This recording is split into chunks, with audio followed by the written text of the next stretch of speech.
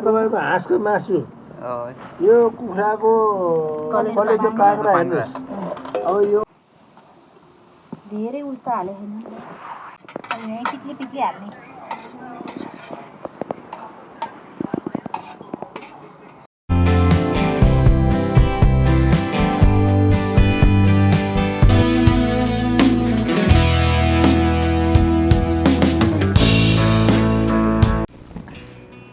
hello guys welcome back to my YouTube channel I hope सबै सन्चै आरामै हुनुहुन्छ होला म पनि एकदम सन्चै आराम छु भन्नुपर्छ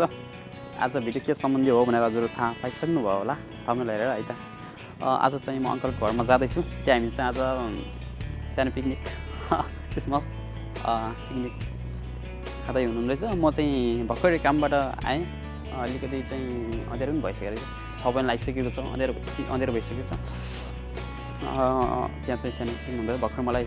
फोन गरेर बोलाउनु भएको छ त्यहाँ चाहिँ भिडियो आज रमाइलो हुनेछ नाचगान सबै हुनेछ अस्तिदेखि नै हामीले प्लान बनाएको तर म चाहिँ अलि कामले गर्दा चाहिँ बिजी हुन्छु साथी यसैले नि भिडियो पनि बनाउन पाउँदिनँ खासै ल आज चाहिँ रमाइलो हुनेछ एकदम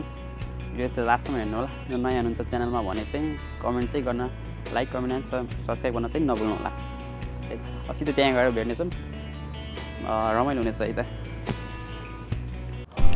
अच्छा गाइज हाम्रो खानेकुरा सबै रेडी हुँदै रहेछ म चाहिँ आज अलि लेट भएँ तपाईँ यो पनि हजुरलाई पुरै देखाउँछु यो तपाईको हाँसको मासु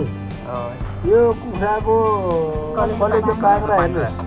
अब यो चाहिँ अब सानोहरू यताउति हो होइन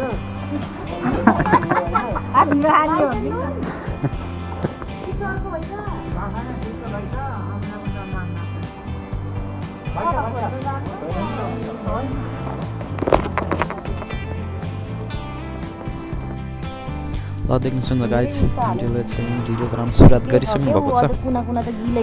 एकदम मिठो तरिकाले बनाउनुहुन्छ उहाँले चाहिँ है त अङ्कलले पनि साथी त्यही हुनुहुन्छ बेला बेला एकदम राम्रो बनाउनुहुन्छ है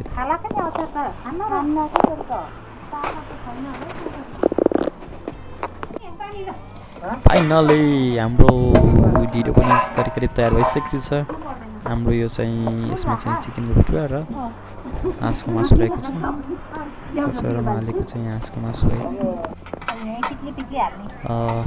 हुन्छ चाहिँ कुखुराको चाहिँ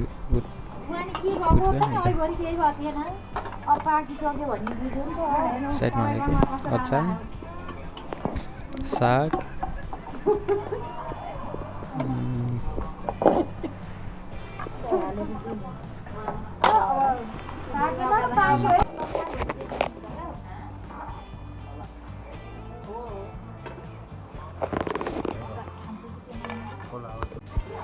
लगाइछ हाम्रो चाहिँ भिडियो चाहिँ पाकेर रेडी भयो अङ्कलले बसिँदै हुनुहुन्छ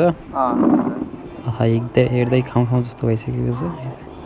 एकदम तातो तातो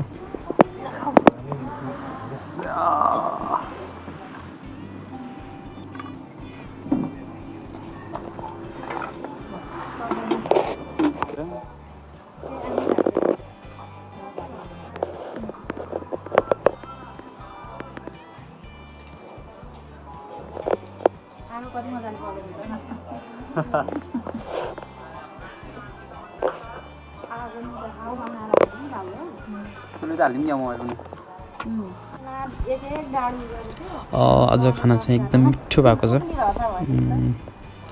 सधैँ यसै बसेर खान पाइँदैन कोही जबमा कोही स्कुलमा कोही कता कता भइन्छ टाढा टाढा गइन्छ होइन एकदम मिठो भएको छ आज म पनि खान्छु आन्टीलाई चाहिँ एकदम मिठो लागेको जस्तो लाग्यो है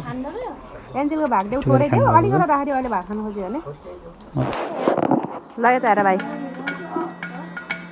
कस्तो छ ढिँडो दिदीहरूले बनाएको ढिँडो कस्तो छ एकदम राम्रो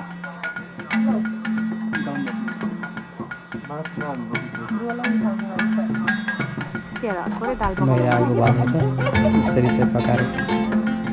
धेरै खाइँदैन कहिले काहीँ मात्रै